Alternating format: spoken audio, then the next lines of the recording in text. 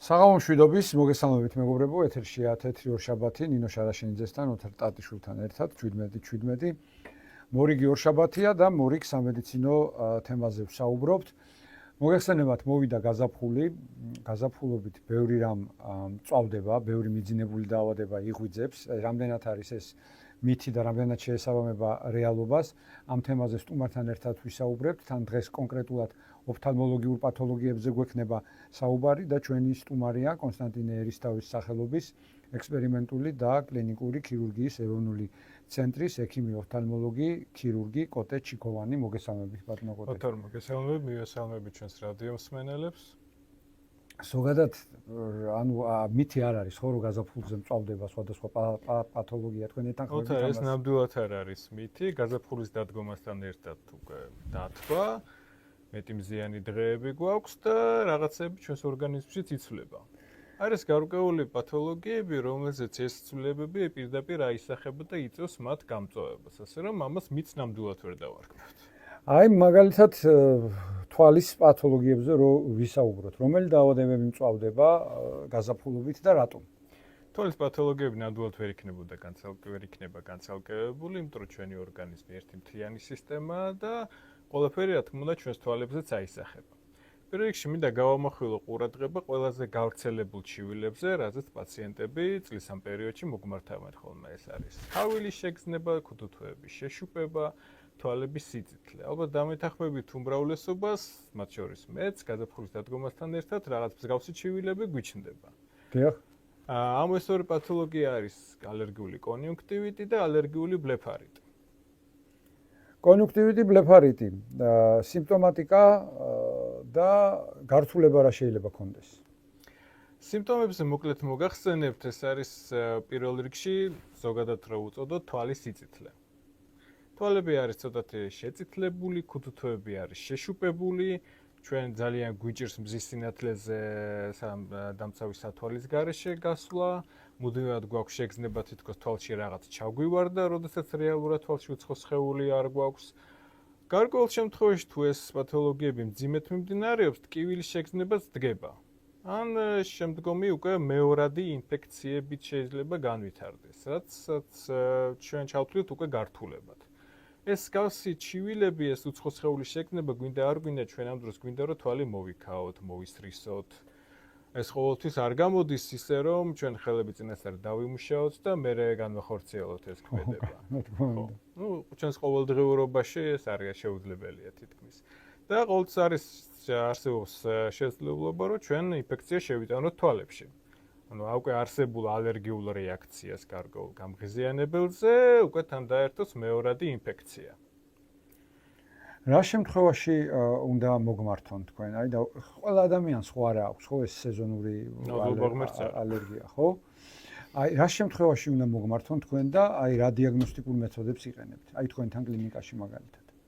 პირველ რიგში მეც ვისაუბრებ იმაზე, რომ პირველადი ჩივილები, როდესაც პირველად იგრძნობთ მსგავს სიწითლეს და უცხო სხეულის შეგრძნებას. შეიძლება თავიდან ჩვენ ამას საერთოდ არ მივაქციოთ დიდი ყურადღება და მოგვეჩვენოს რაღაცა რუტინულ ჩივილად, უბრალოდ რაღაც ყოველდღიურ პატარა რაღაც გაუგებრობათ. მაგრამ თუ ეს თქვენ გიმეორდებათ ყოველ წელს, წელიწადის ერთსა და იმავე დროს, კერძოდ კი გაზაფხულზე უკვე აპრილის დადგომასთან ერთად იწყება უკვე ყვავილობის პერიოდი, თბილა და მეტი მზეა. თუ თქვენ ყოველ წელს გაქვთ ერთნაირი ჩივილები, ან თქვენ თუნდაც რომ გაზაფხულს რომ შევეშვათ წლის ნებისმიერი სხვა დრო, როდესაც თქვენ დაუშვათ ტრიან გარემოში მოგიწიათ მუშაობა, ან ცხოველებთან მოგიწიათ კონტაქტში ყოფნა და იგრძენით თვალის სიწითლე ან უცხო სხეულის შეგრძნება. ნებისმიერ ესეთ გამოვლინებაზე თქვენ უნდა მიმართოთ ოფთალმოლოგს, იმიტომ რომ არის ყოველთვის გარკვეული ალბათობა, რომ ეს პირველ რიგში რა თქმა უნდა იყოს ჩვეულებრივი მარტივი ალერგიული კონიუნქტივიტი და ბლეფარიტი, ან მათთან თანდართული სხვა უფრო სერიოზული პათოლოგიაც. მაგალითად ინფექციური პათოლოგია, ხო? ინფექციური პათოლოგიები და აგრეთვე სხვა ქრონიკული დაავადებები. კარგი, სხვა ქრონიკულ დაავადებებს აუცილებლად შევეხებით. ანუ დიაგნოსტირება საკმაოდ მარტივია, ხო, ალერგიული კონიუნქტივიტის. ალერგიული კონიუნქტივიტს აქვს ძალიან გამოხატული სიმპტომები და ესე ვთქვათ, ყველა ოფთალმოლოგს ყოველთვის არ არის რთული პირდაპირ დიაგნოზის დასმა, იმიტომ რომ ეს ყოველთვის არის გამოხატული ორივე თვალზე, მას ახასიათებს სეზონურობა და პაციენტის გამოკითხვისას, ესე ვთქვათ, როდესაც ჩვენ ანამნეზს ვაგროვებთ, ყოველთვის ხვდებით, რომ მას მტვერთან ქონდა კონტაქტი, ან რაიმე ახალ ქიმიურ საშუალებასთან, ან რაც ბოლო დროს საკმაოდ გავრცელებული არის შინაურ ცხოველებთან. თუმცა ჩვენ ამას პრინციპში საკმაოდ მარტივად შეგვიძლია დიაგნოზის დასმა. გარდა ამისა, ჩვენ ყოველთვის, როდესაც შეგვაქვს ეჭვი ალერგიულ კონიუნქტივიტზე ან ბლეფარიტზე, ყოველთვის ვამისამართებთ პაციენტებს უკვე შემდგომი კონსულტაციისთვის ალერგოლოგთან. ანუ კომპლექსური მიდგომა ხდება, ანუ კომპლექსურად მკურნალობთ თქვენ და აი თქვენი მკურნალობა რაში მდგომარეობს? ჩვენის მხრივ, ჩვენი მისია არის, რომ ადგილობრივი სიმპტომატიკა, ესე ვთქვათ, შევამციროთ, პაციენტის ჩივილები, ესე ვთქვათ, გავაქროთ უცხო სხეულის შეგრძნებაზე, სიცოცხლეზე და შეშუპებაზე, რადგან შემდგომ არ მოხდეს ამ დაავადების, როგორც აქ უკვე ვახსენე, მისი უკვე ინფექციური გართულება. კომპლექსური მიდგომაში, ანუ შეუძლებელია გარკვეულ სიტუაციებში მხოლოდ ჩვენმა მკურნალობამ იქონიოს სრულფასოვანი ეფექტი. ალერგოლოგების ჩართულობა არის ძალიან მნიშვნელოვანი ამ დროს. მათ აქვთ თავიანთი გარკვეული სხვა კვლევის მეთოდები, ხდება პაციენტები აბარებენ გარკვეულ ანალიზებს. ჩვენ ვიგებთ უფრო სრულფასოვან პასუხს სავარაუდო ალერგენებზე. და უკვე აქედან გამომდინარე ინდივიდუალურად ვარჩევთ მკურნალობას პაციენტებისთვის. აი თვით მკურნალობა ამ დროს რამდენად შეიძლება დამაზიანებელი იყოს? მოგეხსენებათ ხო, აი დაუშვათ ადამიანი პაციენტი, რომელსაც ერთხელ ქონდა, რამდენჯერმე ქონდა ეს სეზონური ალერგია, მოგაკითხათ, თქვენ მიეცით დანიშნულება და მომავალ გაზაფხულზე იგივე სიმპტომები მას განუვითარდა, ჩამოუყალიბდა და უკვე იცის, რომ ეს ალერგიულია და ექიმის კონსულტაციის გარეშე იღებს იგივე დანიშნულებას, რაც დაუშვათ შარშან ქონდა დანიშნული. რამდენად სწორია ეს მიდგომა და სადამდე შეიძლება მივიყვანოს, ანუ რა შეიძლება რომ დავაზიანოთ? ოთარ, შენ იდეალური სიტუაცია აღწერე, როდესაც პაციენტმა მომდევნო წელს გაიმეორა ექიმის დანიშნულება, რაც სამწუხაროდ ხშირად ესე არ ხდება. თვითმკურნალობას მინდა ცოტა უფრო ესე ვთქვათ მეტად შევეხოთ, იმიტომ რომ ჩვენს ეპოქაში, როდესაც ჩვენ გვაქვს ინტერნეტი, ჩვენ გვაქვს სოციალური ქსელები, ხდება უამრავი ინფორმაციის გაზიარება და გავრცელება სხვადასხვა დაავადებების სხვადასხვანაირ მკურნალობაზე, თუნდაც ეგრეთ წოდებულ ტრადიციულ მეთოდებზე, ან თუნდაც მედიკამენტოზურ მკურნალობაზე. ხშირად ხდება ისე, რომ პაციენტები წაიკითხავენ გარკვეული პრეპარატის ანოტაციას, იქ წერია, რომ ამ პრეპარატს აქვს მაგალითად ანთების საწინააღმდეგო ეფექტი, ყველაზე გავრცელებული მეზობელი მისცემთ რჩევას და ეტყვის ეს და ეს წვეთი მე მომიხდა და მოდი შენც ჩაიწვეთე. შენცადე, ხო. რაც რბილად რომ ვთქვათ, არ არის სწორი. ამან შეიძლება იქონიოს თავისი დადებითი ეფექტი, მაგრამ უფრო ხშირ შემთხვევაში ამას მივყავართ უფრო სერიოზულ გართულებამდე. ყველა პრეპარატს აქვს თავისი მოქმედების მექანიზმი და თავისი უკუჩვენებებიც. ჩვენ ყველა პრეპარატის გამოყენება არ შეგვიძლია ესე თვითნებურად და ექიმის დანიშნულების გარეშე. სხვადასხვა პრეპარატები არის ქრონიკული დაავადებებისთვის განკუთვნილი, ზოგიერთი უნდა გამოვიყენოთ მხოლოდ ძალიან მცირე დროის მონაკვეთში. და მათი წლობით გამოყენება და ყოველ წელს ეს მით უმეტეს იწვევს ძალიან ბევრ პრობლემას. ხო, იმიტომ რომ ბევრი ანთების საწინააღმდეგო პრეპარატია, ასევე არის ჰორმონალური პრეპარატები, ხო, იგივე დექსამეტაზონი, აი რა გართულება შეიძლება? მე მინდა რომ განვუმარტოთ ჩვენ მსმენელს, რომ აი ასე თვითნებურად ჰორმონალური პრეპარატის მოხმარებამ სადამდე შეიძლება მიიყვანოს, ანუ რა გართულებამდე შეიძლება მიიყვანოს ადამიანი? ყველაზე გავრცელებული, ესე ვთქვათ, მითი და ესე ვთქვათ, არ მინდა ცუდად გამომივიდეს ტრადიცია, რაც ჩვენს თან ხდება, ეს არის ზუსტად ამ დექსამეტაზონის შემცველი წვეთების თვითნებური გამოყენება.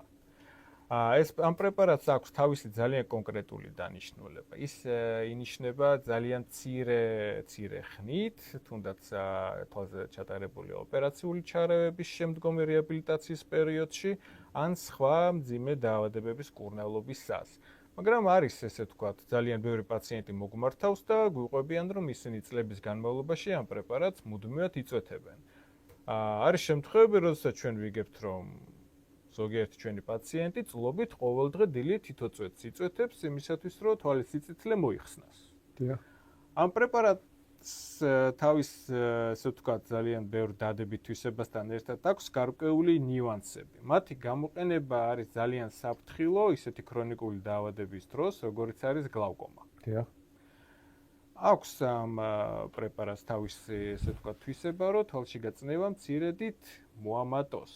ხანმოკლე დანიშნულების დროს ეს საერთოდ არ იწვევს არანაირ პრობლემას, იმიტომ რომ ჩვენ ამ პრეპარატს მალევე ხსნით და აბსოლუტურად არანაირი ცუდი შედეგი არ დგება, მაგრამ იმ შემთხვევაში თუ ჩვენ წლობით გამოვიყენებთ დექსამეტაზონის შემცველ წვეთს ან სხვა მსგავსი ჯგუფის პრეპარატს გამოვიყენებთ მუდმივად, ეს ნამდვილად გამოიწვევს გარკვეულ ცვლილებებს, რამაც შეიძლება მიგვიყვანოს ხედელობის დაკარგვამდეც კი.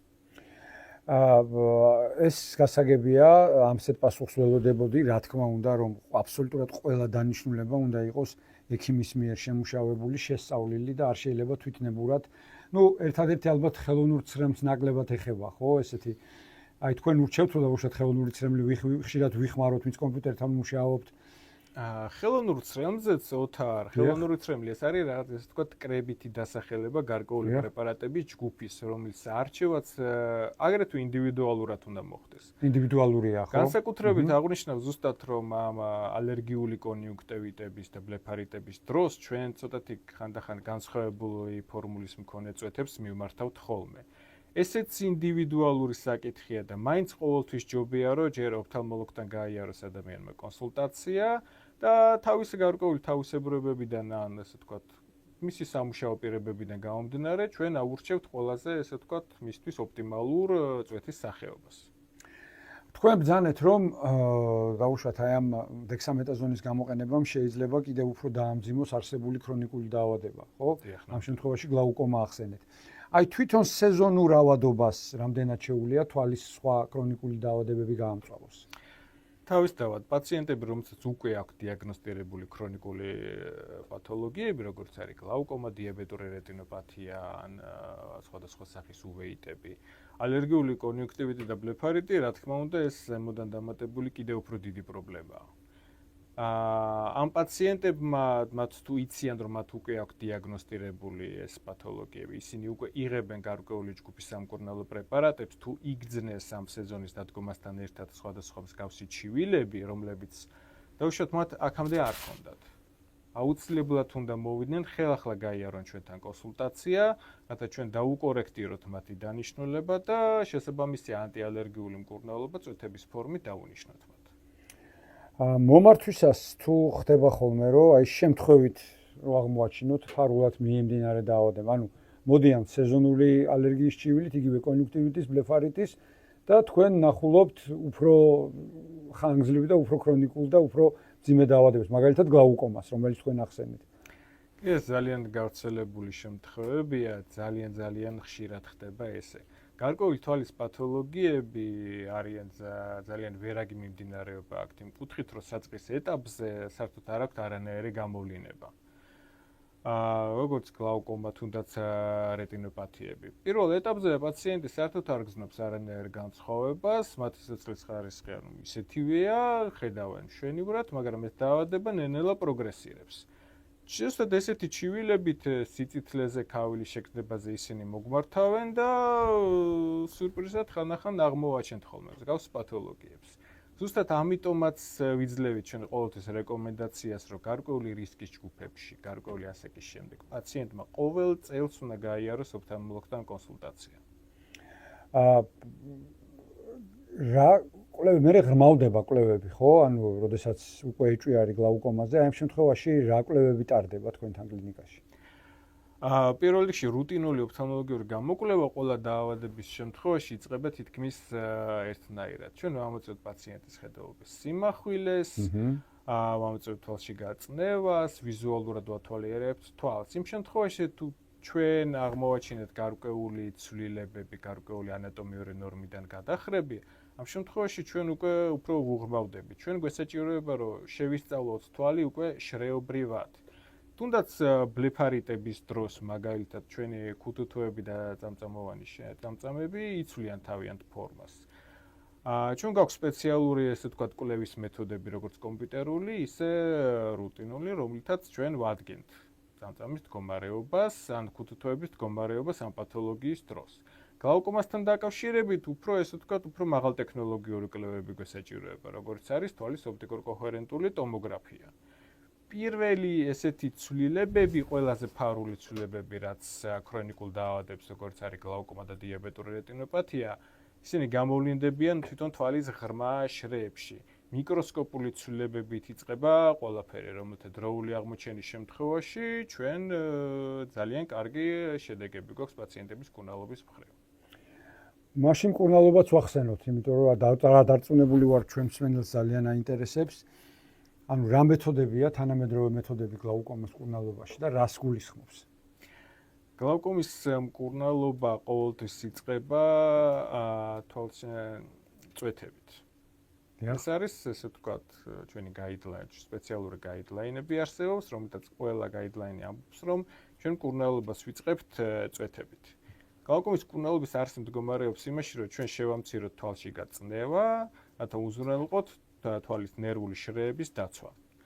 ყველაზე თანამედროვე მეთოდი მკურნალობის ახლა რაც არის შემოსული, ეს არის თვალის ლაზერული თერაპია. ჩვენ გვაქვს სპეციალური სელექტირებული ლაზერული აპარატი, რომელიც უზრუნველყოფს თვალშიგა სითხის უკეთეს ცირკულაციას. ეს ითვლება დღესდღეობით ყველაზე თანამედროვე მკურნალობის მეთოდად. და თქვენთან დანერგილია ეს მეთოდი. რა თქმა უნდა, ჩვენ ამ მკურნალობის მეთოდს უკვე საკმაოდ დიდი ხანია წარმატებით ვიყენებთ და ძალიან ბევრ შემთხვევაში ჩვენ ძალიან კარგად მართავთ პაციენტთა თვალშიგა წნევას. ზოგადად ასაკი გლაუკომას აქვს? მოკლე პასუხია ამაზე კი.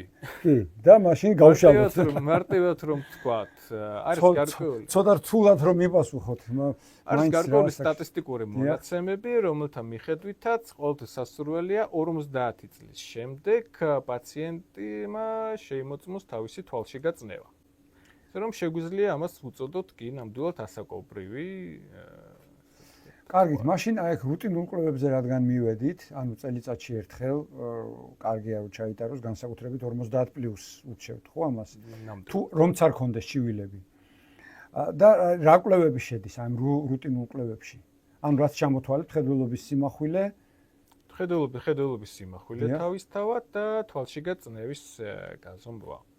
ეს ორი, ესე ვთქვათ, არის კლასიკური კვლევები, რომლებიც უმრავლეს შემთხვევაში უკვე გვაძლევს, ესე ვთქვათ, გარკვეულ ეჭვის შეტანის საფუძველს, გარკვეულ ქრონიკულ დაავადებებზე. იმიტომ რომ არის სხვა დაავადებები, რომლებიც ძალიან მარტივად მანიფესტირდებიან და არ აქვთ ისეთი ფარული მიმდინარეობა, როგორც გლაუკომას და რეტინოპათიას მის საწყის ეტაპებზე.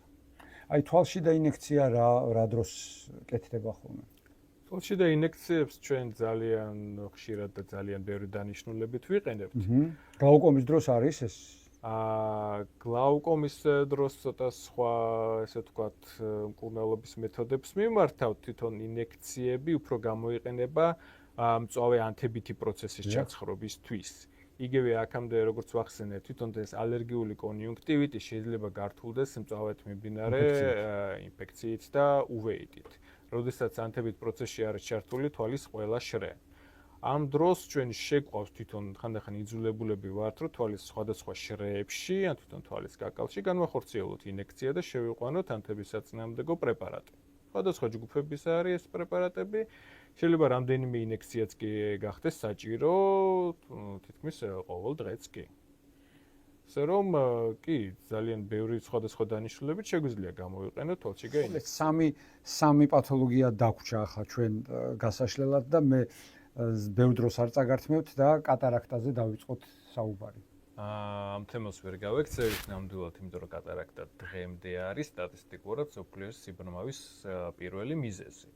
ეს განპირობებულია იმით, რომ თვალის ბროლში ცვლილებები, რის გამოც ის კარგავს თავის გამჭვირვალობას, არის თითქმის შეუქცევადი. ეს ზოგადი ანატომიური ნორმაც არის, რომ გარკვეული ასაკის მერე ჩვენმა ბროლმა დაკარგოს თავისი ელასტიურობა და უფრო შემდგომ ასაკში მისი გამჭვირვალობა. დიახ. მისი მკურნალობის ერთადერთი საშუალება არის ქირურგია. ჩვენ ეს შემგროვული ბროლი უნდა ჩავანაცვლოთ გამჭვირვალე ხელოვნური ლინზით. აქვე მინდა აღვნიშნო, რომ ტექნოლოგიური პროგრესი არც ამ დაავადების კურნალობაში დგას ერთ ადგილზე და გაჩნდა უკვე საშუალება, რომ პაციენტებს უკვე იმპლანტირებული ლინზის წყალობით მიცეთ საშუალება, რომ უსათვალოდ კიდევ იკითხონ კიდევაც 40 წლის შემდეგ, რაც დამეთანხმებით ძალიან აქტუალურია და ძალიან ბევრს უხარია, რომ მას აღარ ჭირდება საკითხავი სათვალე. აი კატარაქტის შემთხვევაში, ანუ თქვენ ახლა 40 პლუსია? 40-ის შემდეგ ჩვენ გვჭირდება ყველა საკითხავი სათვალე. თვითონ კატარაქტის ჩამოყალიბება უკვე შემდგომ ასაკში ხდება 50-60 წლის შემდეგ. ხანდახან ეს პათოლოგია თან ერწყმის სხვა აქამდე ქრონიკულად მიმდინარე პროცესებს. და რატომ ვურჩევთ ყველა პაციენტს, რომ დროულად მოგმართონ თუნდაც ალერგიული კონიუნქტივიტების და ბლეფარიტების დროს. სწორედ ანთებითმა პროცესმა შეიძლება გამოიწვიოს, პროვოცირება მოახდინოს თუნდაც გლაუკომის, თუნდაც კატარაქტის, ან ნებისმიერი სხვა პათოლოგიის უფრო ნაადრევი განვითარება. კატარაქტები არსებობს, ესე ვთქვათ, უეიტის შემდგომი, ან მწვავე ანთებითი პროცესის შემდგომი ბროლის დაზიანებები. შეიძლება ეს საერთოდ ახალგაზრდა ადამიანიც იყოს და უკვე ახალგაზრდა ადამიანში მოგვიწიოს ქირურგიული ჩარევა, რათა მას დაუბრუნდოთ ან გავაუმჯობესოთ ხედველობა. ამ შემთხვევაში რა არის სიმპტომები? ანუ როდის უნდა შემოვცხოთ განგარშის ზარი და მოვიდეთ ოფთალმოლოგთან? განგარშის ზარი აქამდე როგორც ვახსენე, ეს არის ბანალური თვალის სიწითლე. მაგრამ არის ჩვენს ქვეყანაში და ზოგადად მსოფლიოში, ესე ვთქვათ, ყოველთვის არ გამოდის, რომ მივმართოთ ექიმს დროულად. არიან პაციენტები, რომლებიც თვალის სიწითლით და ტკივილის შეგრძნებით არიან თვეობით და ძალიან მძიმე შემთხვევაში წლობითაც კი. ეს უკვე იმის მანიშნებელია, რომ აქ არ არის უბრალო რუტინული კონიუნქტივიტი და აქ შეიძლება იყოს ძალიან მწვავედ მიმდინარე უეიტი. უკვე როდესაც თქვენ გაქვთ ქრონიკული თვალის სიწითლე და ნელ-ნელა იგრძენით, რომ თქვენი მხედველობაც განსაკუთრებით აღნიშნავ შორ მანძილზე ქვეიცდება, კი, ნამდვილად უნდა შემოუკრათ განგაშის ზარი. ეს სიმეტრიულად მიდის ორივე თვალზე? არა, ეს ყოველთვის არ მიდის სიმეტრიულად. ხანდახან ჩვენ ერთ თვალზე ვამჩნევთ ხოლმე ამას.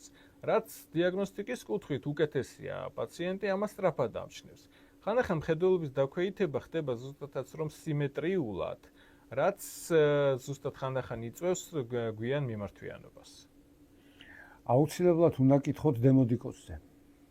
რაც ძალიან საინტერესოა და ძალიან ბევრ პაციენტს აწუხებს. ანუ რასთან გვაქვს აქ საქმე? ეს პარაზიტული დაავადებაა, ხო? თუ სწორად მახსოვს. დემოდექსის პარაზიტი ეს საკმაოდ მძიმე თემაა ჩვენთვის, ოფთალმოლოგებისთვის და სხვა დარგის ექიმებისთვის. დერმატოლოგებისთვის ზოგადად. ყველასთვის ეს საკმაოდ მძიმე საკითხია. აქვე ავიღოთ იგივე ბლეფარიტები. დიახ. თვითონ გარკვეული პარაზიტების არსებობა ორგანიზმში ეს არ არის რაღაც ესე ვთქვათ დიდი განსაკუთრებული მოვლენა, ყოველთვის შეიძლება რაღაცა ბინადო იყოს ჩვენს ორგანიზმში. თავარი ამან არ გამოიწვიოს სხვადასხვა სახის ანთებითი პროცესები, როგორც არის ალერგიული ან დემოდექსით გამოწვეული ბლეფარიტი. შეშუპებული ქუთუთოები, როდესაც ჩვენ გვაქვს მუდმივად ქუთუთოების ტკივილი, გვიჭერს თვალების გახელა, მუდმივი ეს სიწითლე ძალიან ბევრი პაციენტისთვის არის ძალიან გამაღიზიანებელი და ჩვენთან მომართვისას გარკვეულ შემთხვევებში, როდესაც ჩვენ ვათვალიერებთ პაციენტის წამწამებს, ჩვენ გვიჩნდება ეჭვი, ხომ არ არის წამწამის ძირში დაბუდებული სხვადასხვა პარაზიტი. ამ შემთხვევაში ჩვენ გვეხმარება ჩვენი ლაბორატორია, ჩვენ რამდენიმე წამწამს ვაძრობთ პაციენტს, ვაგზავნით ლაბორატორიაში შესამოწმებლად და ხშირად ვიღებთ პასუხს, რომ კი, იქ ნამდვილად არის დემოდექსი. აქ საყურადღებო ის არის, რომ ამ დიაგნოზის დადასტურების შემთხვევაში ჩვენ გვესაჭიროება უკვე სპეციფიური მკურნალობა. ან სტანდარტული პრეპარატების დანიშვნა დემოდექსით გამოწვეული ბლეფარიტის დროს არ ხდება. არის სპეციალური ლოსიონები, გელები, რომლებიც მხოლოდ ამ შემთხვევაში უნდა გამოვიყენოთ. ამიტომაც აქაც ვურჩევ ყველას, რომ არავითარ შემთხვევაში არ მიმართონ თვითმკურნალობას. ხო, რა თქმა უნდა. მე მახსოვს, რომ როდესაც სტუდენტი ვიყავი, მაშინ გვასწავლიდნენ, რომ ესეთი ქუთუთოს მასაჟიც კი კეთდებოდა. არის კიდე შემორჩენილი ეს მეთოდი? ქუთუთოს მასაჟი არათუ შემორჩენილია, მეთოდმა განიცადა თავისი განვითარება. ჩვენ გაგვიშთა სპეციალური ინსტრუმენტები, რომლითაც ამ ქუთუთოს მასაჟს ვაკეთებთ უფრო ეფექტურად გაჩნდა სხვადასხვა სახის სითბური პროცედურები, რომლებიც ხელს უწყობენ, რომ ეს ანთებითი პროცესი ქუთუთოზე ჩაცხრეს. ბლეფარიტებს ახასიათებთ აგრეთვე ის, რომ ისინი არიან ხანდახან მოპროვოცირებლები სიმშრალის შეგრძნების თვალებში. მუდმივ ბლეფარიტი საბოლოო ჯამში ამასაც იწვევს. ეს სითბური პროცედურები და მასაჟები არის საქვეყნოდ აღიარებული მკურნალობის მეთოდები. ისე რომ უბრალო მასაჟს ამას ვერ უწევთ. უბრალოს ვეღარ უწოდებთ. ანუ სპეციფიურია, რამდენად აი 100%-ით რჩება დემოდექსი.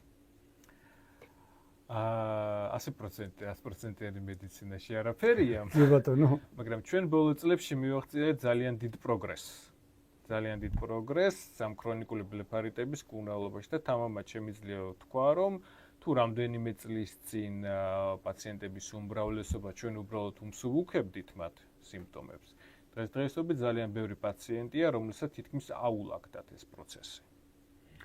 და აუცილებლად უნდა მოვასწროთ დიაბეტურ რეტინოპათიაზე. აუცილებლად, იმიტომ რომ რისკ ჯგუფში არიან შაქრიანი დიაბეტის მქონე პაციენტები. კი, სულ უფრო მეტი და მეტი პაციენტი დიაგნოსტირდება დიაბეტით და მათთვისაც სტანდარტული რეკომენდაციაა, რომ წელიწადში ერთხელ ყველა დიაბეტით დიაგნოსტირებულმა პაციენტმა უნდა შეიმოწმოს თვალის ფსკერი. ჩვენი თვალის ჩვეულებრივი ორგანოა, რომელიც დაქცეული არის სხვადასხვა კალიბრის და ზომის კაპილარებით. დიაბეტი პირველ რიგში აზიანებს სიძარღვებს და თვალიც ვერ იქნება გამონაკლისი. მიკროანევრიზმების სისჩაქცევების არსებობა არის ძალიან დამახასიათებელი დიაბეტისთვის და თქვენ როგორც ახსენეთ ინექციების, თვალში ინექციებს ჩვენ პირველ რიგში ვიყენებთ ზუსტად ამ დიაბეტის მკურნალობის დროს. ინექციებთან ერთად ჩვენ აქტიურად დანერგილია ჩვენს კლინიკაში ლაზერული თერაპია თვალის ფსკერის. მთელი ამ მკურნალობის მეთოდების არსი მდგომარეობს იმაში, რომ ჩვენ შევაჩეროთ თვალის სხვა სტრუქტურების დაზიანება, შევაჩეროთ ხედველობის დაკარგვა და პაციენტს მაქსიმალურად დიდხანს შევუნარჩუნოთ, ასე ვთქვათ, ცხოვრების მაღალი ხარისხი. შაქრიანი დიაბეტი ვისაც აქვს პაციენტს, მაგრამ არ აქვს ოფთალმოლოგიური ჩივილი. ანუ რა სიხშირით ურჩევთ რუტინული კვლევების ჩატარებას? მაინც წელიწადში ერთხელ. ჩივილი შეიძლება მის საწყის ეტაპზე საერთოდ არ გამოვიდეს, როგორც ვახსენე, მაგრამ გარკვეული ცვლილებები თვალის ფსკერზე ზუსტად რატომ ვურჩევთ პაციენტებს ტომოგრაფიის ჩატარებას წელიწადში ერთხელ. მცირე კალიბრის ცვლილებები სიძარღვებში. ჩვენს ტომოგრაფზე ეს ჩანს. თუ ჩვენ ეს ცვლილებები აღმოვაჩინეთ, არის გარკვეული მედიკამენტები და პრეპარატები, რომლითაც აი ამ საწყის ეტაპზევე ვუნიშნავთ პაციენტებს, რაც შემდგომში იძლევა იმის საშუალებას, რომ იქ უკვე სისჩაქცევები აღარ გაჩნდეს, ან სხვა პროლიფერაციული ცვლილებები. ამიტომაც თუ თქვენ უბრალოდ დიაბეტი გაქვთ დიაგნოსტირებული წელიწადში ერთხელ ყველა ვარიანტში უნდა მიმართოთ ოფთალმოლოგს, თუ თქვენ ოფთალმოლოგმა უკვე დაგიდგინათ გარკვეული ცვლილებები თვალის ფსკერზე, შეიძლება ინდივიდუალურად წელიწადში 3-ჯერ ან 4-ჯერაც კი დაგიბაროთ ოფთალმოლოგმა გამოკვლევებზე. მოკლედ, ყველაფრის თავი და თავი არის კონსულტაცია დროული. რა თქმა უნდა. ექიმთან კონსულტაცია და არა დაუშვათ მეზობლის რჩევით, რომელიც გულით გირჩევთ, მაგრამ მაინც ჯობია რომ ექიმთან გაიაროთ კონსულტაცია. ძალიან დიდი მადლობა მინდა მოგახსენოთ მობრძანებისთვის, ბატონო კოტე. ჩვენ ოფთალმოლოგიურ პათოლოგიებზე ვსაუბრობდით, როგორც სეზონურზე, ასევე ქრონიკულზე და მე შეგახსენებთ, რომ კონსტანტინე ერისთავის სახელობის ექსპერიმენტული და კლინიკური ქირურგიის ეროვნული ცენტრის ექიმი ოფთალმოლოგი, ქირურგი კოტე ჩიქოვანი პასუხობდა დღეს ჩვენს შეკითხვებს. დიდი მადლობა.